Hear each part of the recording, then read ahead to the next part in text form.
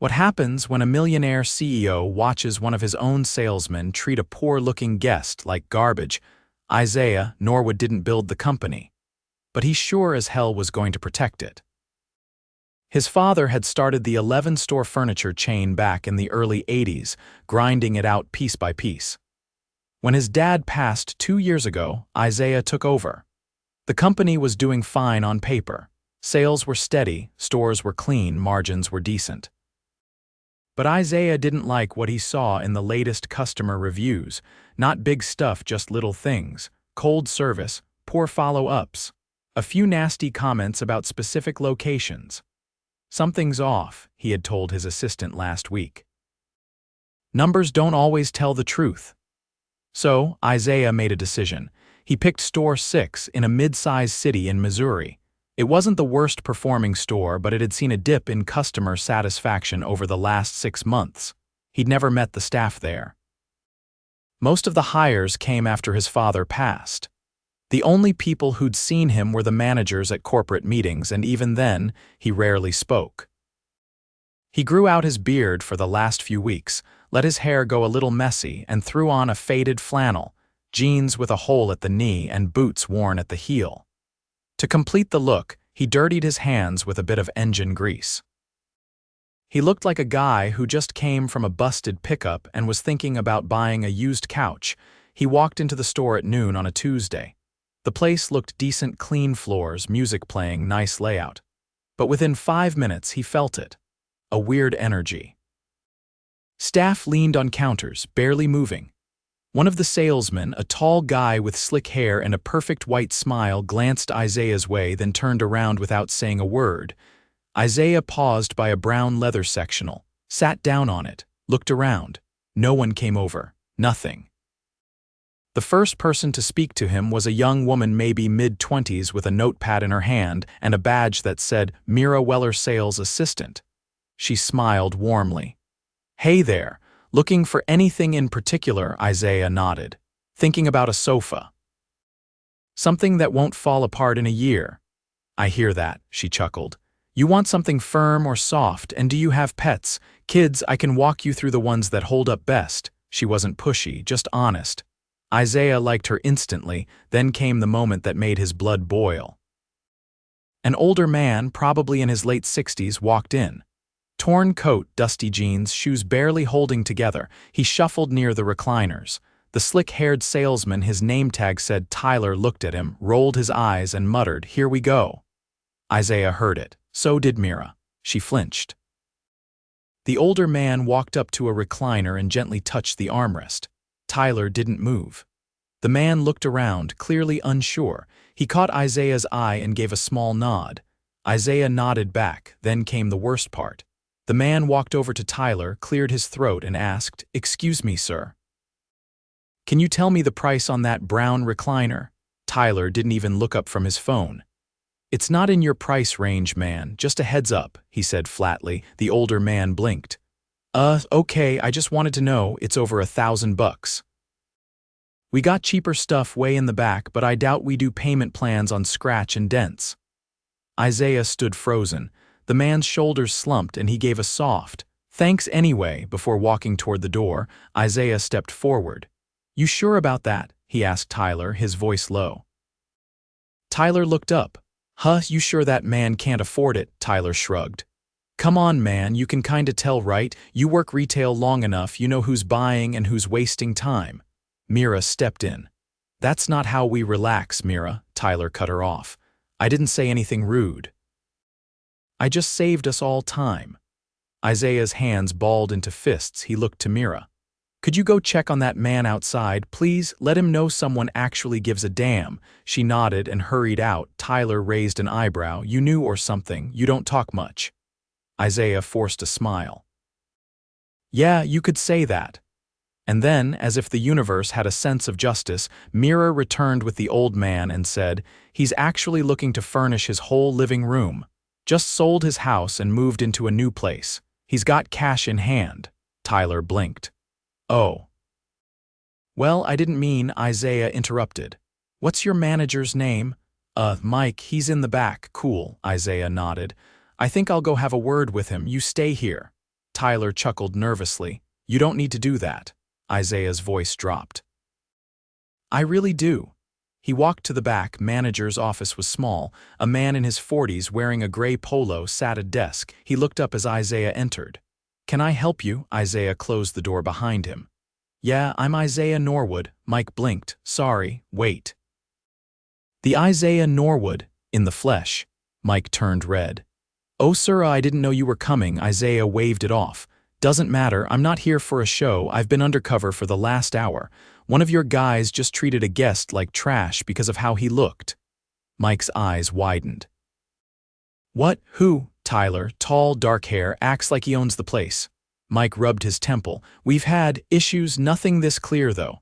I want to talk to him right here, right now. Mike nodded and got up. 2 minutes later, Tyler walked in, visibly nervous. He froze when he saw Isaiah sitting at the desk. Sit, Isaiah said coldly. Tyler sat. You know who I am? Tyler swallowed. Yeah, now I do. Good, then you know I don't make time for this kind of crap. Tyler opened his mouth, but Isaiah held up a hand. I watched you judge a man based on his clothes. You dismissed him, embarrassed him, you humiliated someone in my store. It wasn't like that, it was exactly like that, and it's not the first time, is it? Tyler looked down. Isaiah turned to Mike. Pull his history. I want to know everything, every complaint, every red flag. Mike nodded. Isaiah stood. You disrespected a customer, you disrespected this brand, and you disrespected the people who actually care about this place. Tyler opened his mouth again. Don't speak, Isaiah snapped. You're done here. Turn in your badge. Tyler sat frozen. I said now. He slowly pulled the badge from his lanyard and set it on the desk. Isaiah turned to Mike. I want Mira in my office first thing tomorrow. Give her paid time off today and put her down for a bonus.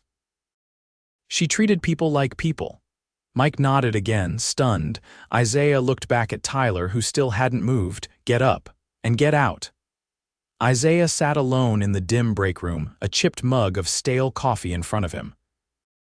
The silence was thick, broken only by the hum of a vending machine in the corner. He hadn't planned to stay long after the confrontation, but something about the moment wouldn't let go of him. The old man had left quietly, probably too embarrassed to say much.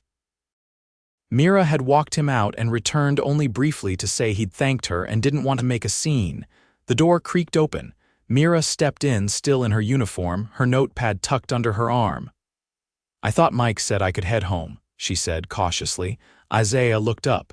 He did. I asked him to send you in first. She hesitated near the doorway, uncertain. He motioned to the chair across from him. Sit, please. She eased into the seat, eyes flicking to the window like she was still unsure if this was real. You handled things well out there, he said. Most people would have looked the other way. I've seen it happen before, she replied. Different customers, same attitude. I called it out once, got told to focus on my own numbers. Isaiah leaned forward. By who? She hesitated. I'm not here to trap you, he said. I've already made up my mind about Tyler. I want to understand the environment.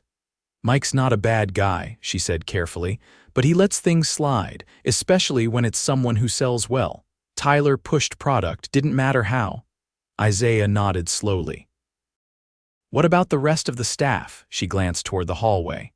Most of us are just trying to keep our heads down. We get paid commission, but it's not steady. Every month it's a scramble. There's no real support. No one checks in unless numbers drop. Isaiah rubbed the edge of his cup. How long have you been here? 8 months, she said. I moved here after my mom got sick. I needed something flexible. This job was supposed to help keep things afloat. He studied her face. There were faint shadows under her eyes, the kind that didn't come from one bad night of sleep. You said you've seen it before, he said. How often are guests treated like that? Too often, she said. Older folks, people who don't dress nice, immigrants. Tyler wasn't the only one, he was just the loudest. The others, she paused, choosing her words, they follow his lead, just quieter. Isaiah stood up and walked to the window, then turned to face her. If you were in my shoes, what would you do? She let out a slow breath. The store needs accountability, not just firing one guy. If the culture's broken, ripping out one piece won't fix it. He crossed his arms. And what would fix it? Start with leadership, she said. Make someone responsible for the team, not just the numbers. Train people on dealing with guests. And make it clear that respect isn't optional. Isaiah nodded once. You're not wrong. She rose from her seat. If that's all, I should really check on my mom. He reached into his jacket and pulled out a small envelope, handing it to her across the table. That's for you. It's not a reward. It's recognition. She looked at it, then met his eyes. You didn't have to. I know, he said. But I wanted to. She tucked the envelope into her pocket without opening it and left the room. Isaiah stared at the vending machine for a long time after she was gone. Later that week, he walked into the store again.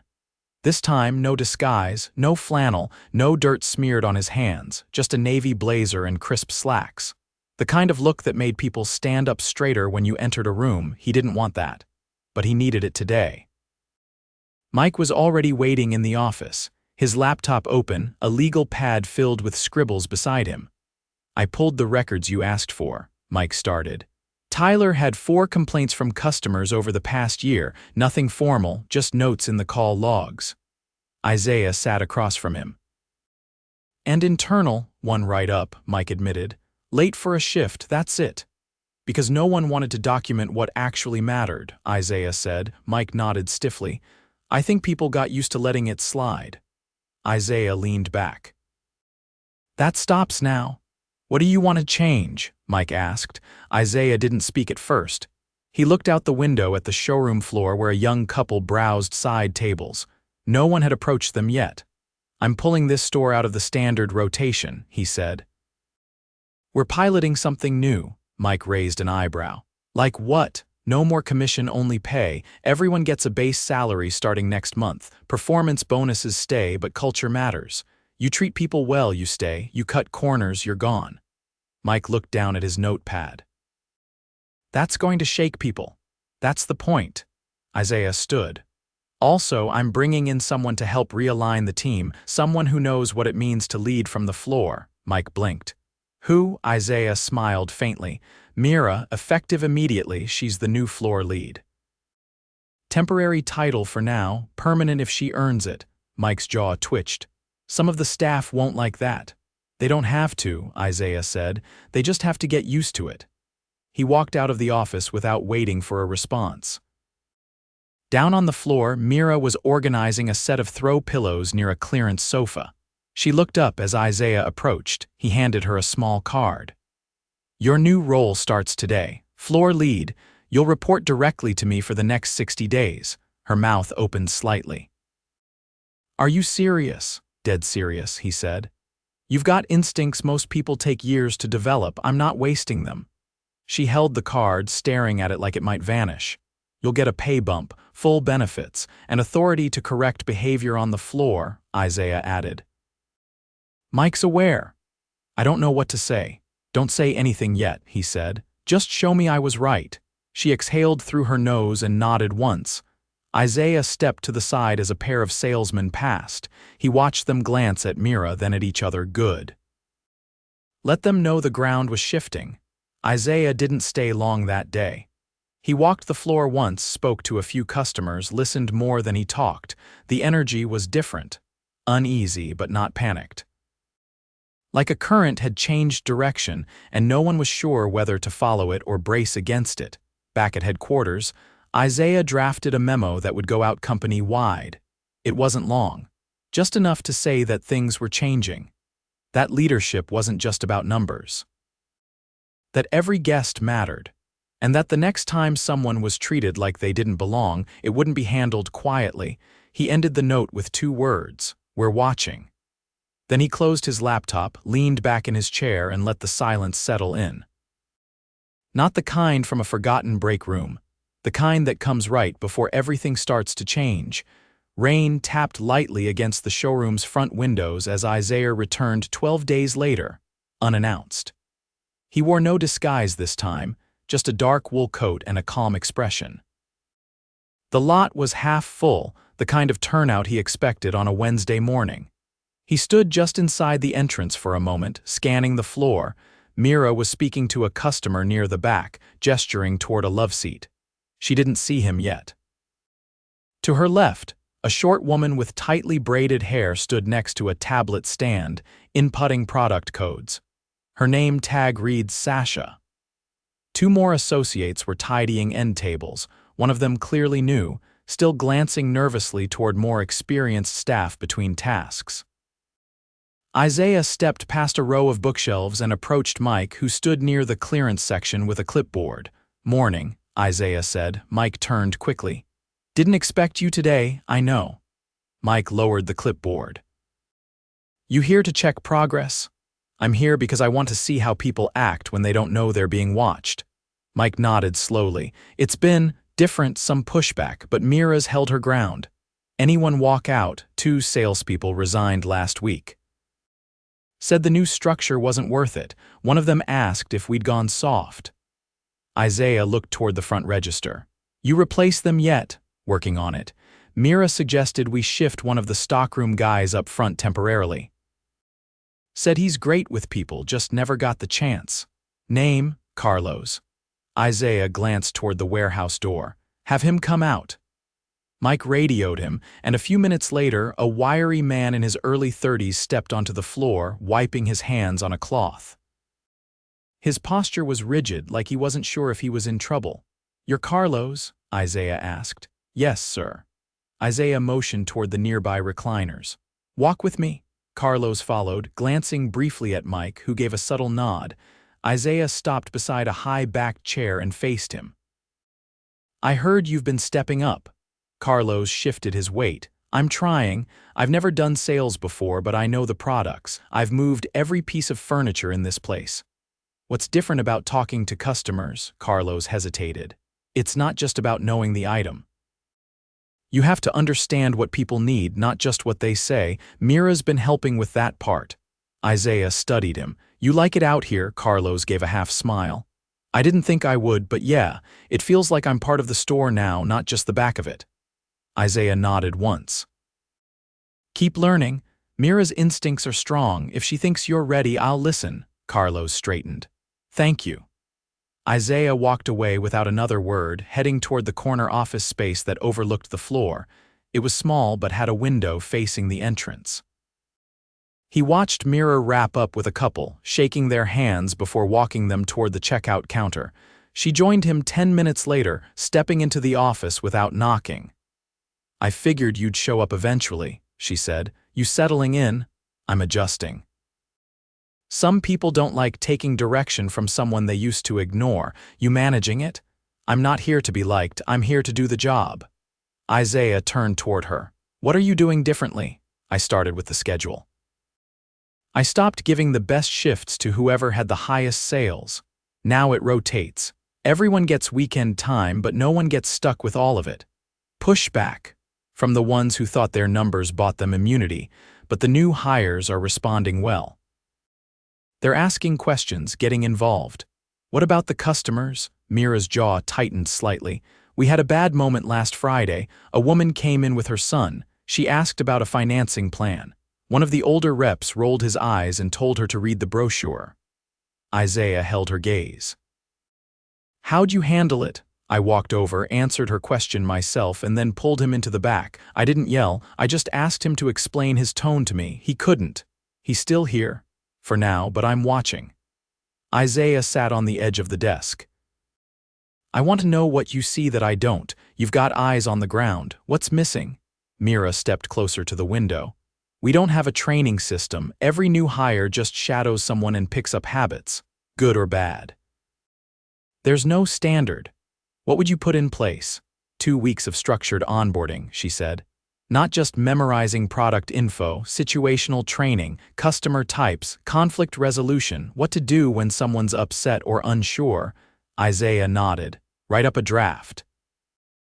"I'll review it." She raised an eyebrow. "You want me to write policy?"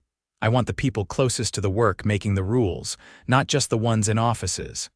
She folded her arms. "You're serious about this?" "I didn't spend 30 years watching my father build something just to let it rot from the inside." Mira looked out the window again. Then you better stay involved. If they think you've gone back to your tower, it'll slip again. Isaiah's voice was quiet. I'm not going anywhere. By late afternoon, he walked the floor again, this time focusing on moments that didn't announce themselves. A woman in her 50s trying to compare fabric patterns. A college student measuring a desk with a frayed tape measure. An elderly man asking if someone could help load his trunk. He noticed something else too. The silence between interactions had changed. It wasn't thick with indifference anymore. It was focused, watchful. Staff moved with purpose, even if they were still learning. Near closing, he stood outside with a clipboard under one arm, reviewing notes. Sasha approached with her coat draped over her arm. "You're the one who fired Tyler, right?" she asked. Isaiah didn't look up. "That's me." "I didn't like him," she said. "But I didn't think anything would ever happen to him." Isaiah turned to face her. "Why not?" "Because people like him usually get away with it. They sell well, they talk fast, they know how to play the game." "What changed? You did," she said. "But if you want this to last, you can't just show up once every few weeks." Isaiah nodded. "I've been thinking about that." Sasha adjusted her bag. "Then don't think too long. If you disappear, so will the standards." As she walked off into the parking lot, Isaiah stood still for a long moment, then pulled out his phone. He called his assistant. "Find me a small office space near Store 6, he said. "Something quiet. I'm going to be spending more time out here." He hung up, stepped back inside the store, and watched Mira help the last guest toward the door. The lights dimmed. The registers shut down, but Isaiah didn't leave. He sat on the edge of a display table and stayed there until the store was empty. Because the only way to rebuild something was from the floor up, and this time he wasn't leaving it to anyone else. The warehouse smelled like plywood and dust. Isaiah stepped through the side entrance just after 8 in the morning, coffee in one hand, a folder in the other. The store wouldn't open for another hour, but lights were already on in the back. Shelving units lined the walls, stacked with boxed furniture and folded tarps. A low hum came from the loading bay, where Carlos was helping 2 team members reorganize the delivery zone. Isaiah didn't say a word at first. He watched them finish stacking a pallet of box chairs, then walk through a checklist on a clipboard without skipping steps. Everything was moving with clear order. It wasn't fast, but it was clean. Carlos noticed him and approached, wiping his hands on a towel before nodding. "You here for the morning meeting?" he asked. "Not exactly," Isaiah said, "but I'll be there." Carlos set the towel on a crate and adjusted his jacket. "I've been keeping time cards tight." "No late punches this week." Isaiah raised the folder. "Good, I'm not here to audit you, I've got something else." Carlos waited silent. "I'm offering you a permanent floor position," Isaiah said. "Same rate for now, but you'll be included in the next wage review." Carlos looked down briefly, then back up. "You sure I'm the right one for something permanent? I don't hand out roles because I feel nice. You earned it. And if I'm wrong, you'll prove it within a month." Carlos gave a short nod. "Then I'll prove it." Isaiah turned to leave but stopped.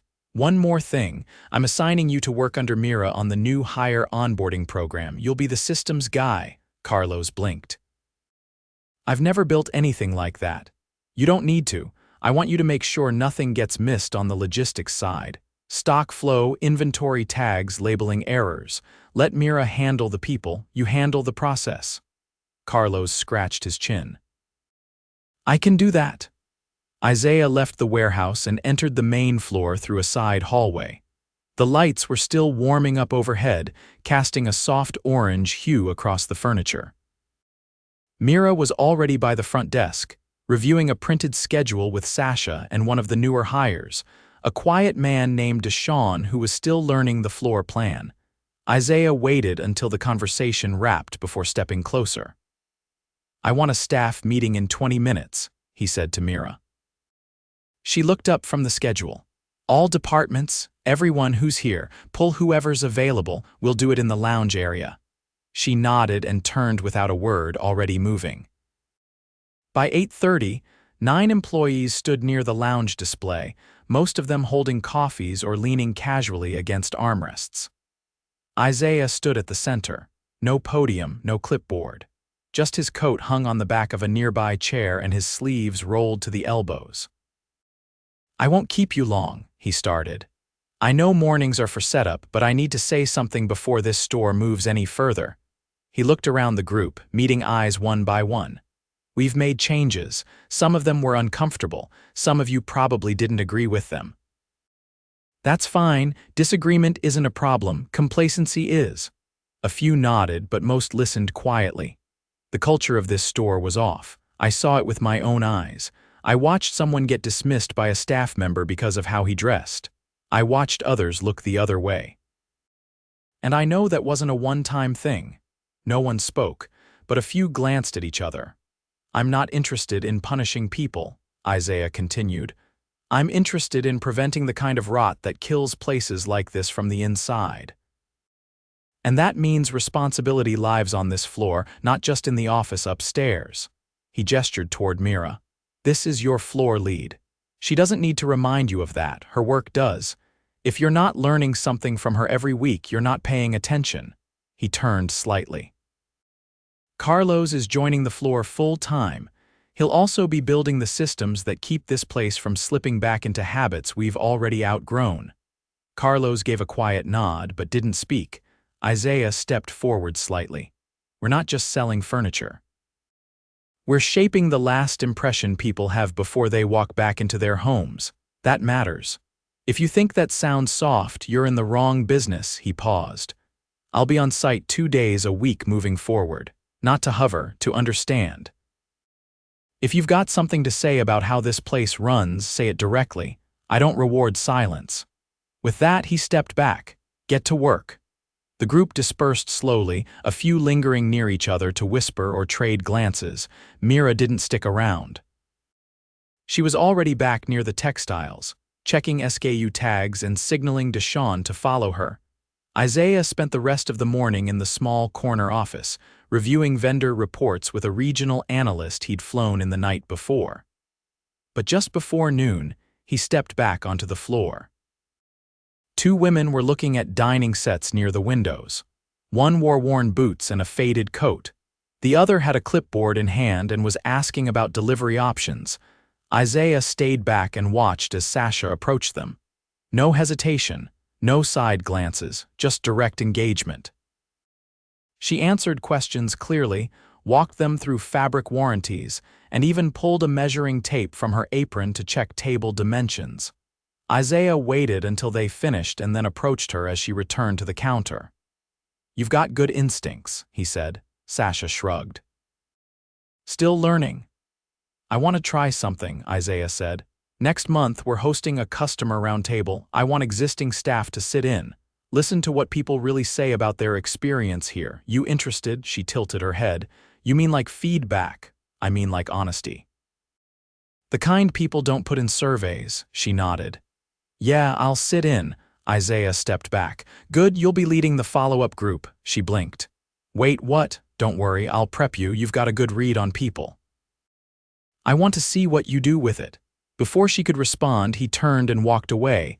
That afternoon, after the lunch rush dipped, Isaiah called Mira into the back office.